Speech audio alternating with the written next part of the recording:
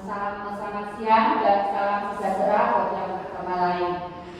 Pertama-tama saya panjatkan puji syukur kepada Tuhan Yang Maha Esa karena pada hari ini kita masih diberi kesehatan, kenikmatan sehat sehingga kita bisa berkumpul pada kesempatan kali ini.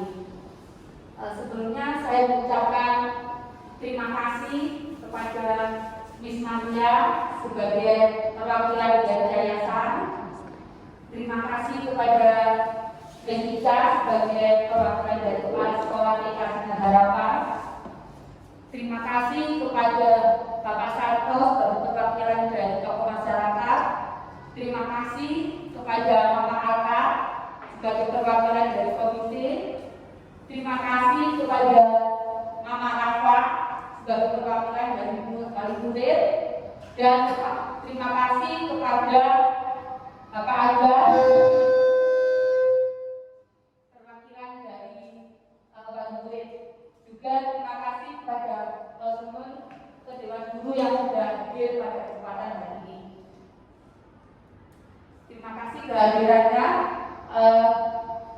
Hari ini saya mau menyampaikan tugas dari salah satu tugas dari calon penggerak yang sudah saya ikuti selama ini. Sebelumnya saya mau menyampaikan sekilas panjang tentang apa itu pendidikan guru penggerak. Pendidikan guru penggerak adalah program pendidikan kepemimpinan bagi guru untuk menjadi pemimpin pembelajaran. Program ini meliputi pelatihan secara daring, lokakarya, konferensi, dan pendampingan selama 6 bulan bagi calon guru penggerak. Kemudian, apa itu calon guru penggerak? Yaitu pemimpin pembelajaran yang mendorong tumbuh kembang murid secara holistik, aktif, dan proaktif. CGP diharapkan ikut berperan serta dalam mendorong tenaga pendidikan lainnya agar menerapkan pembelajaran yang berpusat pada murid serta menjadi teladan dan agen transformasi ekosistem pendidikan untuk mewujudkan profil pelajar Pancasila. Sedangkan apa itu profil pelajar Pancasila? Yaitu merupakan sejumlah karakter dan kompetensi yang diharapkan untuk diraih oleh peserta didik yang didasarkan pada nilai-nilai luhur Pancasila yang terdiri dari 6 dimensi, yaitu beriman, bertakwa kepada Tuhan Yang Maha Esa dan berakhlak mulia, berkebinekaan global, mandiri,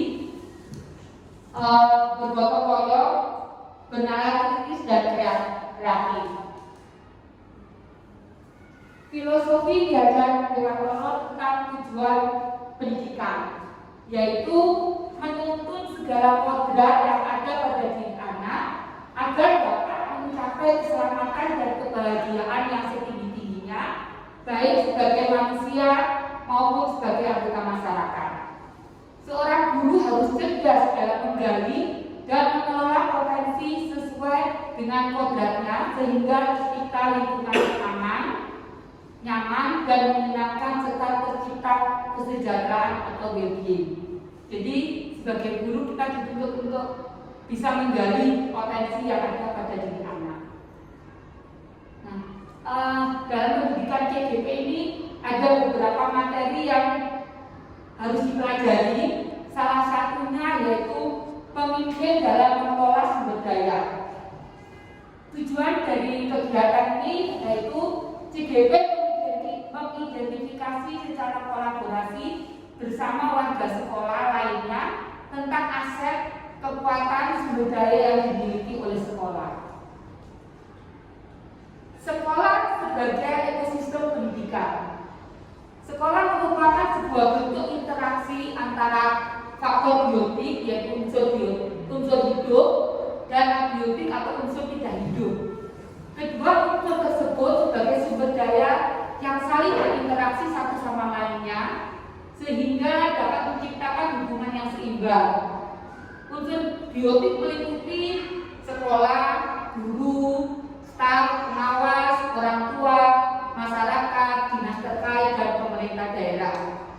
Sedangkan unsur biotik meliputi keuangan, sarana dan prasarana serta lingkungan alam.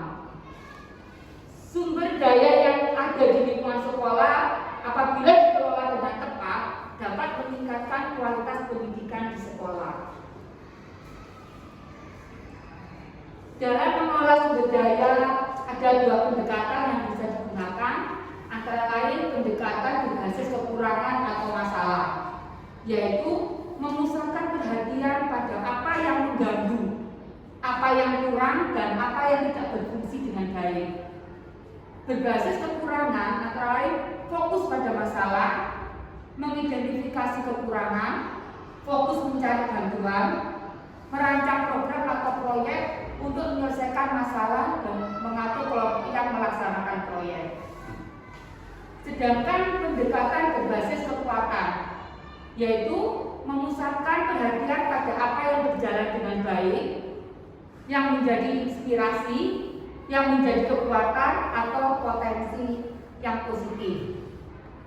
Berbasis kekuatan antara lain yaitu fokus pada aspek atau kekuatan, membayangkan masa depan, berpikir tentang kesuksesan yang telah diraih, dan kekuatan untuk mencapai kesuksesan. Merancang sebuah rencana berdasarkan visi dan kekuatan dan melaksanakan rencana yang sudah direncanakan. Pendekatannya yaitu menggunakan ABCD dan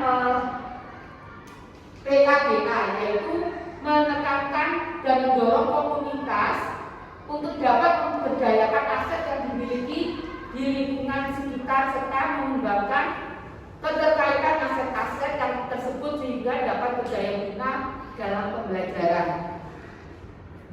Pemimpin dalam pengelolaan sumber daya adalah seorang yang mampu menjadikan sumber daya yang ada di lingkungan sekitarnya dapat bermanfaat bagi peningkatan proses pembelajaran di sekolah.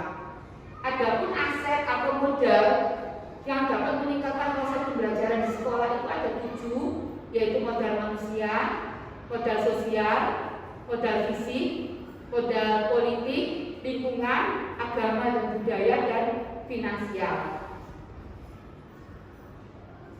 Nah, dari apa yang sudah saya sampaikan tadi, jadi di sekolah kita kita memiliki aset-aset yang bisa dikembangkan untuk meningkatkan kualitas pembelajaran.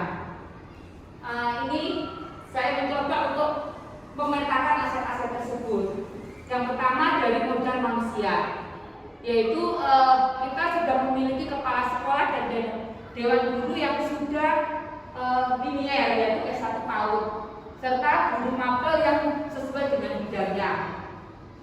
Dengan dewan guru yang sangat berkualitas dan sesuai bidangnya akan sangat mendukung dalam proses KBM yang berpusat pada murid. Kedua, untuk modal sosial, bekerja sama dengan sekolah motivasi perubahan, rumah perubahan, perihal kegiatan outbound dan SAQ anak. Dan juga bisa digunakan kita bekerja sama untuk dewan guru yang meningkatkan motivasi dan kinerja dalam mengajar.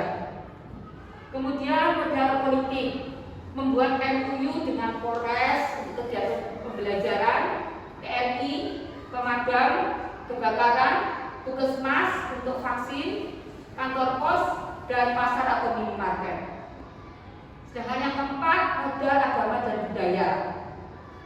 Murid-murid kita beragam agama dan suku budaya, menguatkan jiwa toleransi pada diri warga sekolah dengan memperingati hari besar setiap agama dan perayaan Imlek. Kemudian modal fisik, adanya sarana dan prasarana yang sudah disiapkan oleh yayasan lengkap dan baik, terdiri dari ada perpustakaan, ada lab seni, lab bahasa, lab komputer, gedung olahraga, Selasa, dan gedung Mahameru.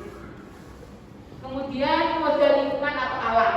Di sekitar sekolah kita ada sawah yang bisa untuk pembelajaran anak-anak, terus ada taman di belakang gedung. Biasanya anak-anak diajak melihat bunga-bunga di sana, dan ada hutan kota yang di kebun kita. Itu bisa dipakai untuk pembelajaran. Kemudian modal finansial, yaitu pendanaan dari yayasan, dari komite, wali murid berupa SPP, jadwal kegiatan, serta dana dari sekolah atau BUP. Itu 7 modal aset yang saya petakan menurut pemahaman saya. Mungkin dari Bapak dan Ibu ada masukan untuk pemetaan tersebut yang bisa menambah untuk meningkatkan kualitas pembelajaran di sekolah kita. Mungkin ada masukan? Saya. Ya, Pak. Jadi tadi itu di situ dikatakan ada banyak modal, macam-macam modal, termasuk sumber daya manusia yang kita miliki, kemudian sumber daya di sekitar. Mungkin perlu dituliskan di situ penerapannya seperti apa. Karena secara teori betul semua, secara teori dan fakta. Tapi yang tidak ada mungkin untuk penguatan dari apa yang ditulis itu adalah penerapan yang dilakukan oleh calon guru penggerak ini apa. Kalau teori saya pikir kita buka teori ya macamnya seperti ini. Ini kan menurut saya kalau ya teorinya seperti ini, tetapi harus ada penguatan praktek dari misalnya kegiatan apa, misalnya pengelolaan sumber daya manusia guru apa, kemudian pengelolaan lingkungan, kan enggak bukti fisiknya yang sudah dilakukan oleh guru. Misalnya pengelolaan sumber daya manusia mungkin perlu istilahnya diskusi bersama para guru, kemudian dukungan wali murid. Sejauh mana dukungan para wali murid, ada enggak bukti? Saya pikir untuk guru penggerak penting, karena ini kan untuk penilaian pribadi guru penggerak. Kalau hanya teori-teori saya pikir mungkin penilaiannya ini ya teori biasa, tapi adakah sesuatu yang luar biasa dari teori yang sudah ada ini? Pemetaan aset, sudah ada pemetaan, what next tentang pemetaan itu. Ya, baik, terima kasih Pak. Dari 7 modal itu memang kita bisa menciptakan kegiatan-kegiatan yang mendukung dari 7 modal yang kita sudah miliki. Nah, ini ada salah satu, jadi saya sudah mencoba untuk membuat satu kegiatan dari modal fisik. Nah, dari program sekolah yang bisa berdampak positif pada murid. Ini salah satu dari modal fisik yang sudah saya petakan tadi Pak, yaitu salah satunya programnya menumbuhkan budaya literasi pada anak usia dini melalui program Cinta Perpustakaan atau CIMPUS di lingkungan sekolah. Jadi alasannya memilih program tersebut yaitu yang pertama, anak-anak suka dengan dongeng dan cerita. Kemudian menumbuhkan minat anak-anak terhadap buku cerita bergambar. Ketiga, membiasakan anak-anak suka membaca meskipun belum bisa membaca sebagai persiapan pada pendidikan tingkat selanjutnya. Kemudian memanfaatkan perpustakaan yang ada di sekolah sebagai aset yang dapat meningkatkan kualitas pembelajaran anak-anak. Kemudian meningkatkan keberanian anak dalam berinteraksi sosial dengan berani menceritakan kembali apa yang sudah dibaca atau yang sudah dilihat sesuai dengan imajinasi anak. Kemudian untuk proses kegiatan CIMPUS, yaitu anak diajak berkegiatan di perpustakaan sekolah dengan jadwal seminggu sekali selama 30 menit. Di dalam perpustakaan anak dikenalkan dengan buku-buku cerita bergambar, dan anak boleh mengambil satu buku untuk dilihat dan dibaca bagi yang sudah bisa membaca. Kemudian kalau sudah selesai, anak dibiasakan untuk mengembalikan buku pada tempatnya semula. Kemudian selain itu dikenalkan pada buku cerita bergambar. Kadang selain dikenalkan pada buku cerita bergambar, kadang anak diajak untuk menonton bareng atau nobar cerita atau dongeng. Setelah itu kemudian anak diminta untuk menceritakan kembali apa yang sudah dibaca atau dilihat. Kemudian untuk menarik anak suka membaca, guru harus sering memberikan dongeng atau menceritakan suatu dongeng kepada anak sehingga nanti anak tertarik habis itu. Kemudian bagaimana selanjutnya ceritanya? Nah, kalau ingin tahu ceritanya, kita ke perpustakaan. Seperti itu untuk menarik perhatian anak-anak. Kemudian untuk menambah buku-buku cerita yang ada di perpustakaan itu kan sudah ada, biar tambah banyak dan bisa anak-anak banyak pilihannya, yaitu meminta anak dan dengan bantuan orang tua satu anak minimal membawa satu buku cerita. Mungkin itu salah satu program untuk saat ini, cuma satu loh yang dibuatkan. Mungkin itu Bapak, mungkin ada masukan lainnya.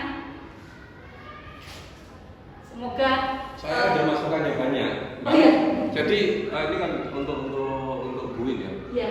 Karena guru penggerak berarti secara teori itu menguasai, tetapi setiap kali saran saya aja basisnya adalah data. Jadi program apa supaya apa? Kalau nanti suatu saat Anda itu harus jadi istilahnya apa itu yang harus keliling gitu, atau minimal guru penggerak itu jadi apa yang dibicarakan, apa yang ditulis basisnya adalah data. Terus tentang tentang literasi, saya suka literasi ini. Apakah saya tanya aja diskusi ini, apakah Bu juga punya sudut literasi di kelas untuk sudut baca, semacam sudut baca? Di kelas ya, maksudnya di kelas itu dikelola kan benar guru penggerak. Jadi guru penggerak pasti itu ada lebih dibanding yang lain. Jadi kalau di kelas, kan namanya saya guru penggerak, ketika menulis literasi berarti paling tidak sudah melaksanakan dengan cara membuat sudut literasi yang mungkin satu meja dengan dia. Iya. Ada nggak?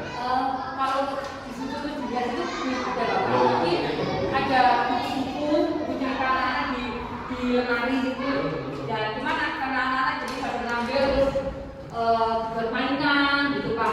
Ada anak yang memang suka dengan tertarik dengan bacaan dan duduk lihat. Ya, kalau menurut saya perlu dibuatkan meja sama seperti itu buku cerita apa itu pojok literasi 1,285 satu adanya cuma satu ya sampingnya dan pojok literasi. Karena apa?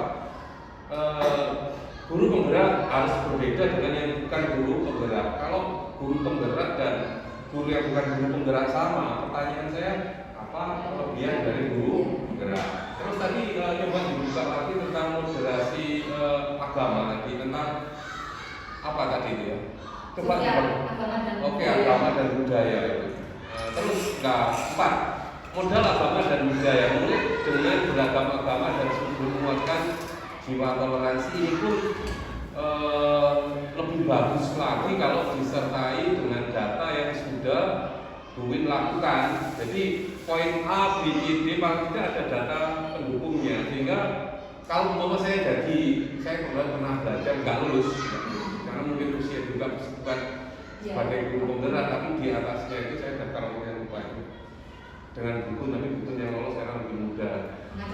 Nah, di atas pengajar praktek, tapi paling tidak pengalaman dari situ basisnya adalah data. Ketika saya berani menuliskan modal manusia KS dan Dewan Guru yang sudah serta datanya ada, yaitu ijazah dan sebagainya.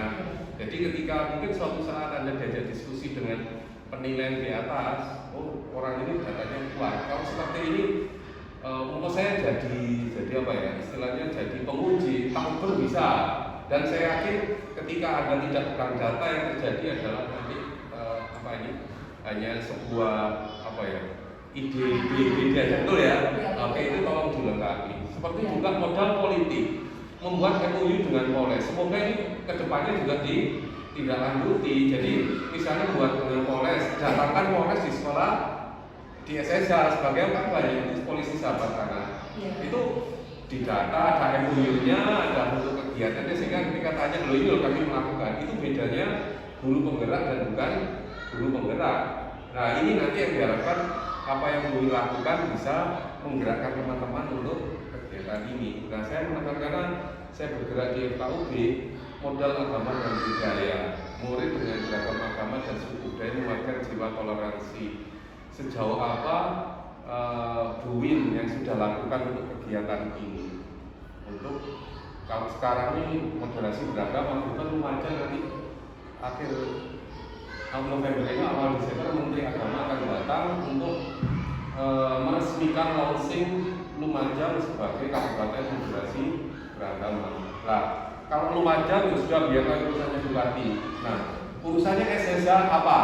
Nah, di sini Bu Win berani menuliskan modal agama dan budaya, berarti adakah kegiatan moderasi beragama di tempat Anda? Paling tidak berupa foto atau kegiatan. Sebenarnya kemarin waktu maulid itu di syuting, nah itu dimasukkan. Buktinya apa? Ini kami lakukan. Meskipun itu bersama sama. Tapi sekarang yang data itu nggak ada. Jadi harapan saya Bu Win dari poin-poin dari apa tadi PPT isinya data ini, poin-poin yang ada ini masing-masing harus dilengkapi. Ya. Pak, itu Bu Win, terima kasih. Ya, terima kasih Bapak masukannya. Memang dari beberapa modal ini saya kan masih belajar ya Pak. Jadinya belum ada kegiatan yang ini loh yang nyata. Jadi yang saya awali pertama itu dengan yang tipus tadi itu. Jadi langkah awal saya mau melaksanakan kegiatan-kegiatan dari model yang sudah dipetakan itu tadi. Semoga selanjutnya bisa menggerakkan semua kegiatan ini. Jadi nanti intinya gini, ketika saya ditunjuk sebagai guru penggerak, pastilah ada bedanya dengan yang bukan. Itu tidak bermaksud merendahkan yang tidak penggerak. Saya kalau nanti semua jadi guru penggerak, nah guru penggerak harus ada kelebihan yang ditunjukkan. Terpilih karena lulus administrasi sekarang dibina, pasti punya sesuatu yang lebih. Jadi singkatnya dengan ini bisa mempengaruhi apalagi dari 20 orang kepala sekolah luar biasa. Ya, baik, terima kasih Bapak masukannya. Semoga nanti bisa. Ya, saya sebagai warga sendiri itu examen 234 harus dijalankan secara pribadi atau bersama harus sedang berarti mungkin berat. Tapi nanti kolaborasi. Iya, kolaborasi kegiatan mungkin ditarget selama setengah tahun ini kegiatan nggak usah semua dulu. Poin 1 apa, poin 2 sampai nanti ketemu polisi atau TNI atau salah satunya itu bisa terwujudkan di sekolah ini. Berarti memang Anda punya kelebihan di sini. Gitu. Iya. Ya. Kalau untuk yang modal politik itu teman-teman dalam guru itu sudah pernah melakukan bersama-sama dengan Polres, dengan kantor pos, itu sudah pernah. Nah, sekarang senjangan sendiri yang sekarang jadi prof itu kan dulu sebelum guru penggerak. Nah, sekarang ini harus mencari apa programnya. Iya. Baik, terima kasih. Mungkin ada lagi tambahan keperluan? Ya. Baik, baik, terima kasih. Ini tadi apa yang sudah saya sampaikan sebagai tugas saya untuk memenuhi pendidikan kalau guru penggerak. Terima kasih atas kehadirannya. Saya mohon maaf apabila ada kesalahan yang sengaja atau yang tidak saya sengaja lakukan. Baik, terima kasih. Saya akhiri. Wassalamualaikum warahmatullahi wabarakatuh.